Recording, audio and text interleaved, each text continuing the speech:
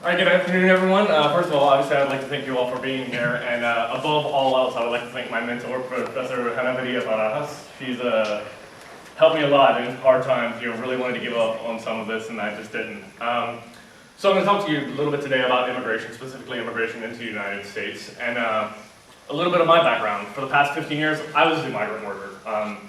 Europe, Asia, Middle East, pretty much everywhere. I was working as a migrant. So last year, almost 1 year ago to the day, I decided to move back to the States. And I was surprised with how immigrants are being treated in this country. How there is so little attention drawn to reform for immigration, unless it's time for election. How so much of our culture is sculpted by Chicano culture, by Latino culture, but everything just falls to the wayside when it comes to who gets to cross the border, who doesn't get to cross the border, how many times they can cross. And so I felt it was my duty, being new to San Diego and a new resident of California, with this being my new home, that I needed to find out why. Why is there not more being done? And so I got into the community. I interviewed migrants, documented, undocumented. I was out in the communities helping. I even was granted a lengthy interview, I think about a 4-hour interview with the Deputy Director of Immigration and Customs Enforcement in San Diego. So I put a lot into this, and it was so amazing to me that so few people are even aware of what's going on in our backyard, what's happening in our country in general. So we all know that there is no doubt that migrant labor has played a huge role in shaping our country. We could go back as far as early as the railroads. Many people argue that was what built our country, was the railroads. How was that built? That was built through Mexican and Chinese migrant labor. A lot of it unauthorized, a lot of it undocumented, just coming into the country to completely build it. So we relied on that. The World Wars came about. We shipped hundreds of thousands of men overseas in the First World War. We couldn't keep up with that. So we allowed Mexicans to come up from the southern border and take all of the jobs that they could. Employed women for the first time, pretty much in American history. And as soon as the men came back home, deport the Mexicans, send the women back to their homes. World War II, we were sending men by the millions. A lot more people died. A lot more jobs were open. So once again, we opened up the borders to illegal immigration. And as soon as the boys came back home, we deported them again. This didn't stop. The Korean War, to an extent the Vietnam War, Hurricane Katrina, as early as, as late as 2005, the Immigration and Customs Enforcement stopped all enforcement of immigration in the New Orleans region for 45 days to allow anybody and everybody to come help clean up New Orleans when everyone else is fleeing their homes. They're fleeing for their lives. They're like, please come in, please help us. The Mexican military, for the first time, legally set foot on American soil to help clean up during Hurricane Katrina. As soon as the cleanup was done, get out. The exact same thing. And so we really have to start asking ourselves, how much does immigration really play a role in our society? Because of the backlash against immigration, the border of Mexico is almost completely militarized. I don't know how many of you have been there. There are humongous walls, gates, fences, concertina wires, checkpoints like you wouldn't believe, heat sensors. It's a war zone. I spent almost a year and a half in Iraq, and I dealt with less security in Iraq than I do crossing the border with Tijuana. The Department of Homeland Security appropriated $5.5 billion for this year for immigration and customs enforcement alone, just for the borders. That's a third of Mexico's GDP. All of these problems that we say need to be helped in Mexico, we are spending 1/3 of their GDP to keep them out of our country. It's pretty astounding to me when you think about the sheer number of this.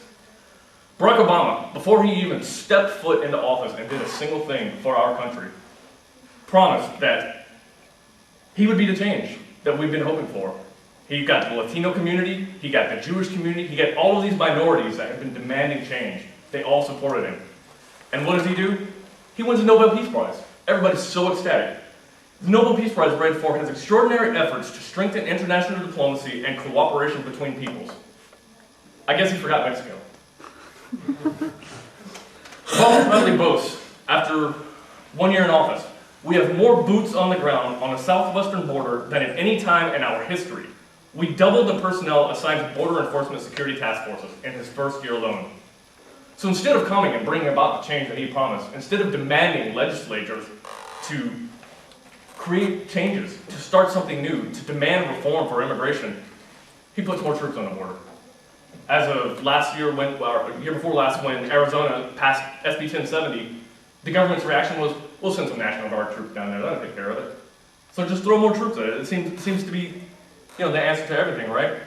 So what does this do for the American policy and American opinion?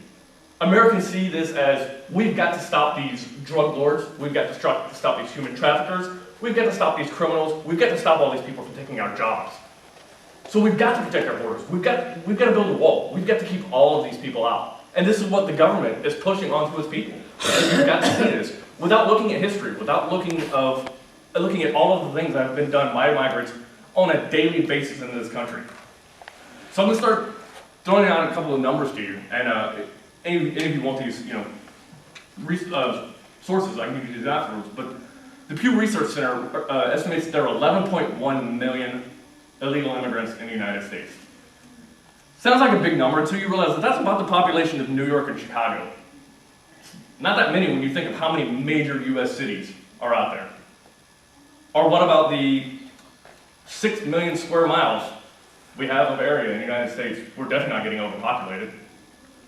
So what is the problem? I mean, what is it that people are just so worried about keeping the illegals out of our country? Is it that they don't pay taxes? Well, it is common knowledge that most of them that work here and obtain a job now have to have some form of social security number. Either they make one up, they find one, they falsify one. I'm not saying that that's right, but what I'm getting at is they pay taxes. They pay social security taxes, they pay Medicare, they pay just all of these taxes that they will never see again. These are non-refundable taxes that are being pumped into the American system. What about sales taxes? I have yet to see a line that says, illegally you don't have to pay sales tax. That doesn't happen either. Property taxes, if they live somewhere. All of these taxes are getting pumped into there. Why are we not excited about this? Okay, some people say, well, what about criminals? 128,345 criminals, or undocumented migrants, were labeled as criminals in 2009. Sounds like a large number until you realize what they were guilty of. The majority, traffic violations. Second, drug possession. The majority of them, marijuana. The third, immigration violation. They were arrested for immigration violation. So of these, only 1.15% of all guilty immigrants were convicted of violent crimes, compared to 4% of American citizens and residents placed in jail and prisons right now throughout the United States. So what about jobs? Everybody says they're taking our jobs, they're coming in, I'll never be able to find a job because of this. There are 7.8 million unauthorized immigrants estimated in the workforce. That's 5.1% of the total. Most of these are in low-wage sectors that require no skills.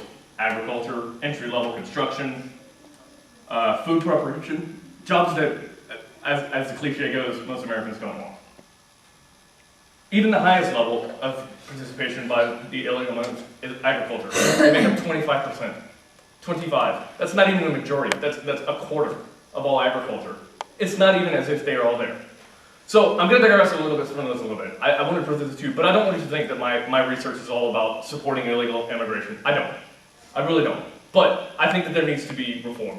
There needs to be discussion about this. So I would like to talk about some of the downsides. First of all, it's only fair to talk about the outrageous number of people that are waiting to get into this country legally. Right now, the current wait for the Philippines and Mexico is 20 years. That means people that applied in December of 1992, if they applied and were found eligible to even enter the United States, they are just now able to enter. A wait of 20 years to get in here legally. And that's if you qualify. That's if you've got a skill that we want in this country, if you've got education. So for every single undocumented migrant that comes into this country and gets processed into a different status, or every child that is born here and has to adjust status, every single citizen, or every single Mexican or Filipino who is on this list is bumped back further. So it's not really fair to just allow somebody to cross the border without reprimand when you have people waiting 20 years to come in here legally. Second, exploitation. This is probably the biggest problem right now in the migrant community. What's to stop you? An illegal immigrant, an undocumented migrant, is not going to go to the police. They often get beaten, raped, there are cases of extortion, rapes, all kinds of brutal crimes. They don't even go reported because Who's going to do anything? If you report it, you're going to get deported. So it just opens up the migrant workers to that much more exploitation. And even Cesar Chavez, the renowned hero of the migrant worker, was completely adamant against illegal immigration. And he was known to call immigration on illegal immigrants because they do nothing good for what the unions were trying to do. So we always have to think about these. And we do know that there are some criminals. You can't open your borders if you know that there are some criminals coming in. If there's only 5 criminals coming in, you've got to stop that. That's it's the job of the government, is to protect its citizens. And lastly, in my opinion, another very important one is public services. If we don't know how many people are actually in our community, how are you going to do it? How are hospitals going to prepare for an emergency? If an earthquake were to hit Southern California, and we don't realize that there are actually 12 million people living in Los Angeles County rather than the 6 million registered by the census, how are you going to prepare for this? What about schools? Several of them still go to schools. If you don't know what the population is, you can't apportion school zones properly. You can't put people into proper zones. So instead of reforming things, we're just kind of ignoring it. So, in my conclusion, I think we all realize, if you inform yourself, that most undocumented migrants come into this country looking for work. They want to improve their lives, they want to improve their families' lives. They realize that you can either work in Mexico for 100 pesos a day, which is about $7, or you can come to the United States and work for less than minimum wage and make that in 2 hours. Of course, it's going to be better. But we have all of our public figureheads talking about close the border, stop the criminals, keep our jobs.